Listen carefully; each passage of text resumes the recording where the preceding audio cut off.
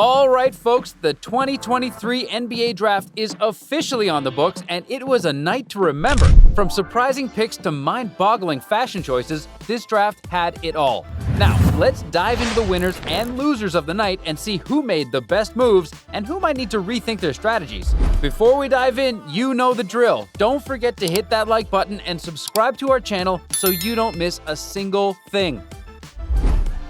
Let's get started with the winners, shall we? First up, we have the G League Ignite making a statement in the draft. Scoot Henderson, selected at number 3 by the Portland Trail Blazers, became the highest G League Ignite player ever drafted. This kid's got serious potential, and it looks like the Ignite is on the rise with even more talent joining the ranks next year.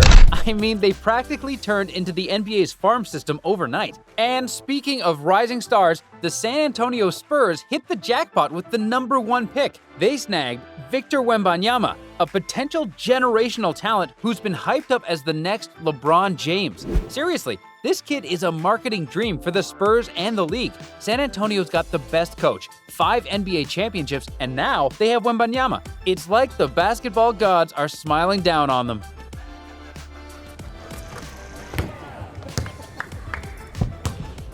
Now, let me put this in perspective for you. The Sacramento Kings have been in the top 10 of the draft a mind-boggling 13 times since 2009.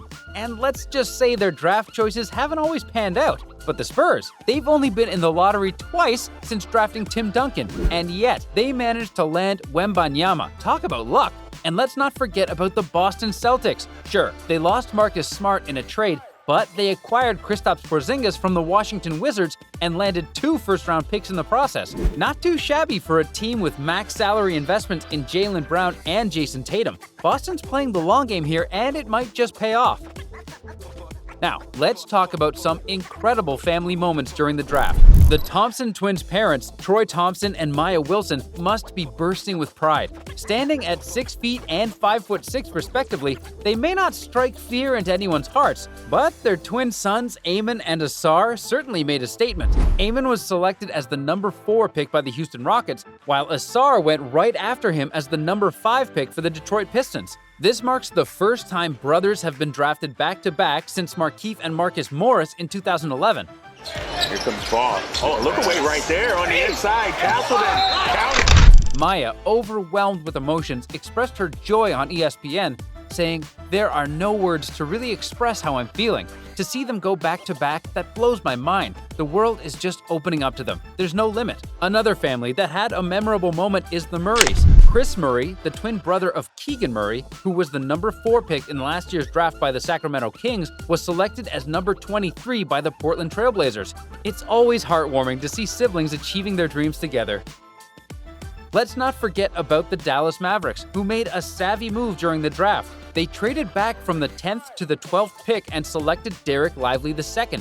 This move allowed the Mavericks to offload Davis Bertans' contract to the Oklahoma City Thunder, giving them some much-needed breathing room under the salary cap. This cost-cutting move now provides the Mavericks with access to the non-taxpayer mid-level exception valued around $12.4 million.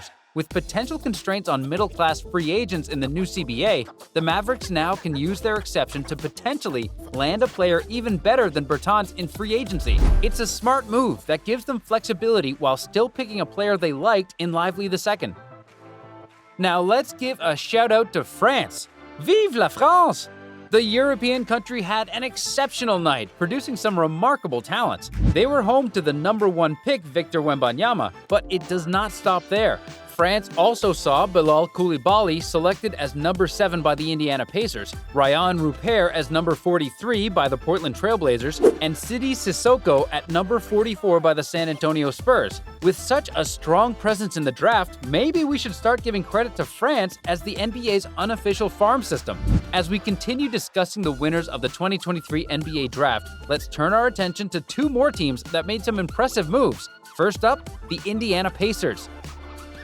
2 weeks prior to the draft, the Pacers had an abundance of picks, a total of 5 to be exact. However, through a series of shrewd trades with the Nuggets, Lakers, and Wizards on draft night, they managed to streamline their selection to 3 valuable picks. In the end, the Pacers secured Jarris Walker at number 8, Ben Shepherd at number 26, and Mojave King at number 47. But that's not all that they gained. Spurs, 5-on-4. Sissoko, no. Champagny, yes. They also acquired a protected 2024 first-round pick, a sum of $2 million in cash, and 2 future second-round picks from the Wizards. It became evident that Walker was the player the Pacers had their sights set on, as they were able to extract those 2 future second-rounders from Washington by swapping their number 7 pick for the number 8 spot, enabling the Wizards to move up and select Bilal Coulibaly, a player who didn't pique the Pacers' interest. Walker, a perfect fit for their front court, brings the potential to become a two-way star and seamlessly meshes with the likes of Miles Turner and Tyrese Halliburton. Shepherd, an experienced wing, adds depth to the roster with his shooting skills and crafty ability to create plays. King, being a wild card, presents an intriguing swing at that stage of the draft. All in all, the Pacers walked away with 3 excellent selections and acquired 3 additional future picks, including one in the first round. Quite a successful few weeks for Indiana. Now let's shift our focus to the Houston Rockets, who've made some notable moves of their own. Unlike the Pacers, the Rockets chose not to make any trades and held on to their number 4 pick, which they used to select Amen Thompson. However, their stroke of luck came when they also landed Cam Whitmore, a highly talented player who had initially been considered for the number 4 spot but fell to number 20 due to concerns about his medical condition. It remains unclear what exactly those medical concerns were, but the Rockets capitalized on the opportunity. By holding onto their pick and still acquiring Whitmore, they added 2 top 10 talents to their roster in terms of sheer skill. Thompson, an elite athlete with strong defensive tools, exceptional finishing ability, and playmaking skills, may even develop into a full-time point guard at 6'7". Whitmore, on the other hand, brings explosive athleticism combined with power, allowing him to overpower opponents and defend multiple positions effectively. Everett will be tuned in for that. Yeah, and that's against Charlotte. With their new head coach, Ime Udoka, at the helm, the Rockets still have plenty to figure out in terms of team dynamics, roles, and eradicating bad habits from the previous season. However, they undeniably possess the most athletic and electrifying roster in the league, from Thompson and Whitmore to Jalen Green, Jabari Smith Jr., Tari Eason, Kevin Porter Jr., Kenyon Martin Jr., Alperen Şengün, and Usman Garuba. The Rockets are loaded with versatile two-way talent. While there is undoubtedly work to be done, the foundation is set, and the Rockets have a wealth of promising pieces in place. Alright, now it's time to talk about the not-so-lucky ones. While the NBA draft brings joy and excitement to many, there are always teams and individuals who find themselves on the other side of the spectrum. Let's dive into some of the losers of this year's draft. The Washington Wizards are clearly in rebuild mode, and it's going to be a long road ahead. With trades left and right, they only managed to snag 1 first-round pick and a bunch of second-rounders. Not exactly a recipe for an instant turnaround. Looks like Wizards fans better brace themselves for a challenging season. And let's talk fashion for a moment. I mean, what was Grady Dick thinking? That shiny, red monstrosity he wore to the draft had more sparkles than Dorothy's ruby slippers. Note to future draftees: leave the Wizard of Oz vibes at home. And Grady, maybe stick to something a little less blinding next time. Another team that raises questions is the Portland Trail Blazers. Damian Lillard, the face of the franchise, has consistently expressed his loyalty to Portland, emphasizing his desire to compete for a championship. However, prior to the draft, Lillard made it clear that he was not interested in a rebuild. He stated that if the Blazers couldn't utilize their number 3 pick to trade for a veteran or make a significant move in free agency, he would have a decision to make, as revealed in his conversation with Stephen A. Smith.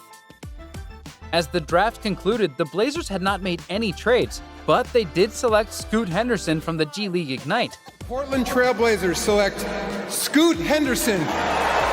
This begs the question, with Henderson coming in, could Lillard be on his way out? Another aspect worth noting is the diminishing presence of college basketball in the upper echelons of the draft. Only 2 of the top 7 picks in this year's draft hailed from NCAA basketball, which is equal to the number of picks from Metropolitan's 92 in France.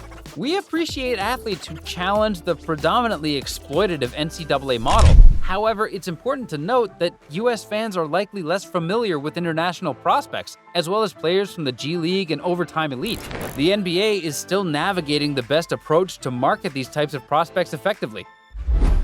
We wonder how many casual fans have been exposed to players like Jaime Jaquez Jr., the number 18 pick, compared to the Thompson twins, Eamon and Asar, who received significant attention. And that concludes our coverage of this year's NBA Draft. As always, we appreciate you joining us. Make sure to like this video, subscribe to our channel, and leave your thoughts and comments below. And don't forget to hit that notification bell so you never miss an update on all things basketball. Thank you for tuning in, and until next time, keep bowling!